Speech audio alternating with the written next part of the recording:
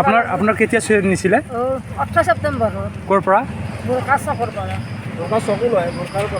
দুজন আছিলে কিহত হৈছিল আপুনি কেনেকৈ খোজকাঢ়ি আছিল বাইকত আহিছিলে দুয়ো আজি যে পুলিচে ধৰিছে সিহঁত দুটা হয়নে কেতিয়া চেঞ্চুৰী হৈছিলে আপোনাৰ আজি 2 মাহ হ'ল আৰু ক'ৰ পৰা আমাৰ চানচাৰিত হেৰি gas agency Bharat gas agency কাষৰ পৰা কেনেকৈ নিছিলে মই তাৰমানে এনেকৈ বাৰান্দাত বহি আছিলোঁ এনে গা চা ধুই দোকান খুলিছোঁ আৰু খুলি পেলাই এনেকৈ পিছত দিকে বহি থাকোঁতে টান মাৰি দিছে চেইনডাল মই এনেকৈ হালি গৈছোঁ আৰু কেইজন ল'ৰা আছিলে এই 2জন আছিল আজি যে কমলপুৰ আৰক্ষীয়ে ধৰিছে সেই দুজনে হয় সেই 2জনে মই ধৰি সেইটো কৈছোঁ আৰু খুব নাখানে আৰু মান নাখানে পানীটো মইতো ধৰিলোঁ আপুনি চিনি পাইছে চিনি পাইছোঁ আপোনাৰ নামটো মোৰ হিৰণ লগ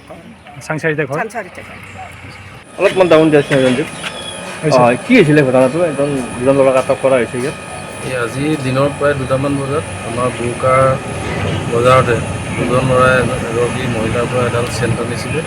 টানোতে লগে লগে ওচৰত থকা মানুহবিলাকে গম পালে গম পোৱাৰ লগে লগে তেওঁলোকে